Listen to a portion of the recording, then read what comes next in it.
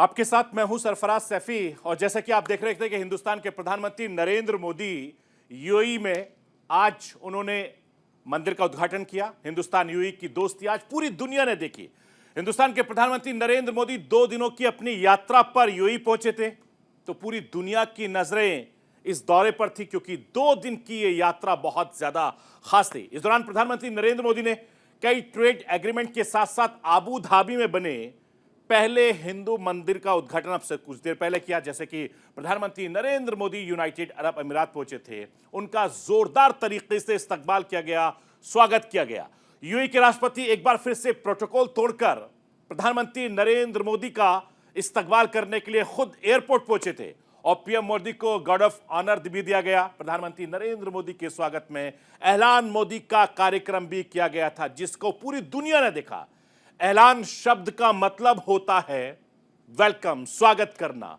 वही उसी अंदाज में नरेंद्र मोदी का स्वागत किया गया। प्रधानमंत्री नरेंद्र मोदी ने आबू धाबी के स्टेडियम में करीब 7,000 प्रवासी भारतीयों को संबोधित किया था। भारतीयों को संबोधित करते हुए प्रधानमंत्री नरेंद्र मोदी ने भारत यूएई की दोस्ती की मिसाल दी थी। मैं राष्ट्र की आवाज के जरिए आपको हिंदुस्तान के प्रधानमंत्री नरेंद्र मोदी को सुनवाना चाहता हूं कि दोस्ती को लेकर नरेंद्र मोदी क्या कुछ कह रहे हैं। इस ऐतिहासिक स्टेडियम में हर धड़कन कह रही है, भारत यूएई दोस्ती जिंदाबाद। हर सांस कह रही है, भारत यूएई दोस्ती जिंदाबाद। हर आवाज कह रही है, भारत यूएई। बस इस पल को जी लेना है, जी भर करके जी लेना है।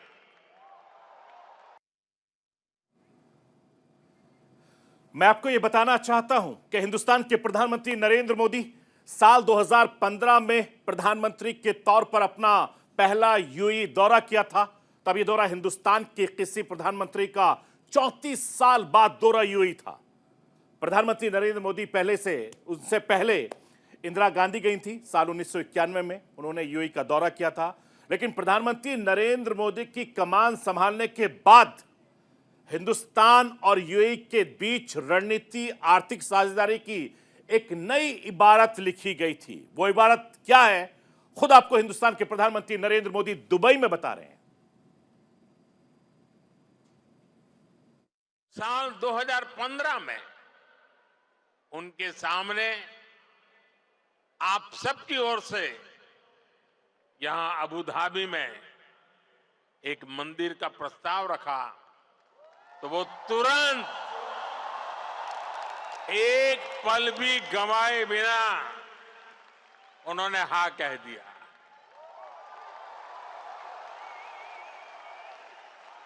और उन्होंने यहां तक कह दिया, जिस जमीन पे तुम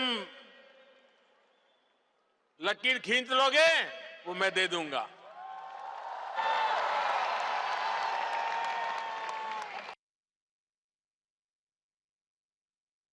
मैं आपको यह भी बताना चाहता हूं कि पिछले कुछ सालों में जिस तरीके से यूएई के साथ हिंदुस्तान के संबंध मजबूत हुए हैं, वो प्रधानमंत्री नरेंद्र मोदी की मजबूत कूटनीति का नतीजा है। और दूसरे मुल्कों के साथ संबंध और ज्यादा मजबूत करने में मोदी सरकार कोई कसर नहीं छोड़ रही है। खासकर इस्लामिक मुल्कों में हिंदुस्तान की पकड़ तेजी से मजबूत होती जा रही है। यूएई अरब देशों में हिंदुस्तान के एक मजबूत और भरोसेमंद दोस्त बनकर उभरा है।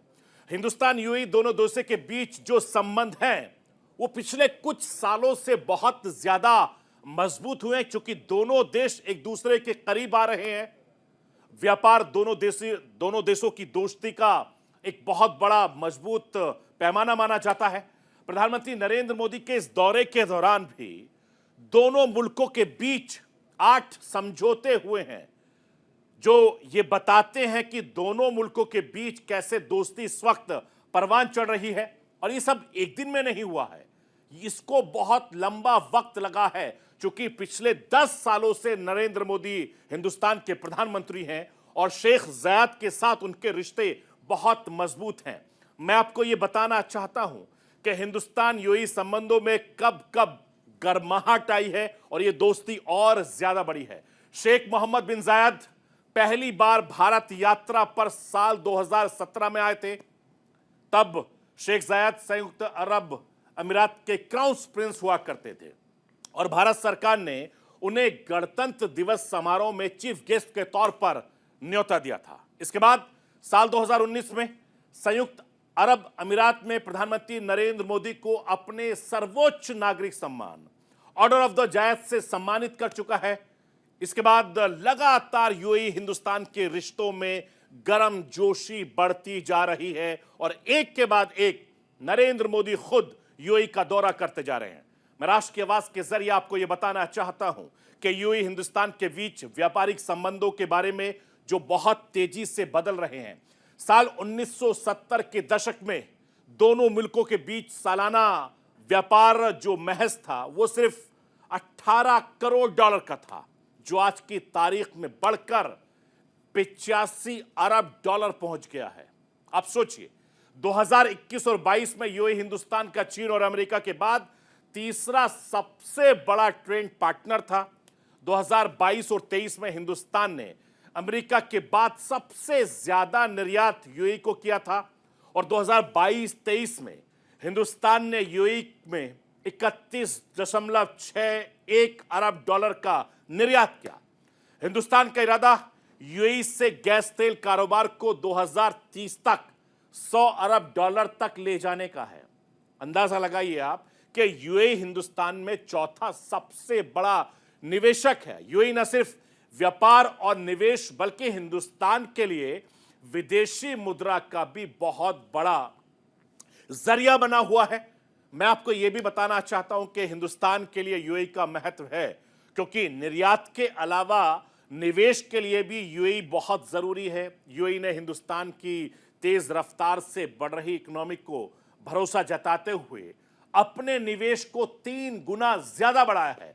और निवेश के बाद अगर निर्यात की मैं बात करूं तो हिंदुस्तान ने निर्यात के मामले में यूएई दूसरे नंबर पर है इस वक्त। हिंदुस्तान और यूएई के बीच मजबूत हो रहे रिश्तों में सबसे ज्यादा अगर कोई बौखलाया हुआ है तो हिंदुस्तान का पड़ोसी मुल्क चीन है, क्योंकि चीन मुस्लिम देशों को अपनी ओर खींचता है, कोशिश करता है उनसे दोस्ती बढ़ाने की, लेकिन उसकी इस कोशिश को हिंदुस्तान ने हमेशा से बड़ा झटका दिया है। और जिस तरीके से मुस्लिम देशों में हिंदुस्तान की पकड़ मजबूत हो रही है, उनके साथ कारोबारी रिश्ते मजबूत हो रहे हैं, लगातार निवेश बढ़ रहा है, उससे चीन की टेंशन बढ़ रही है। लेकिन यह साफ जाहिर है कि आने वाले वक्त में हिंदुस्तान बहुत तेजी से बढ़ता जाएगा और मुस्लिम देशों के साथ लगातार वो इस तरीके से दोस्ती करता जाएगा ताकि दुश्मनों पर लगाम लगाई जा सके। और यूएई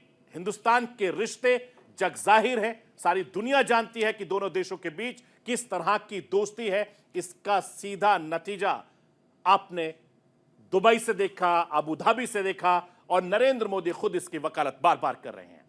तो इतनी राष्ट्र की आवाज, बाकी खबरों के लिए आप बने रहिए न्यूज़ इंडिया के साथ।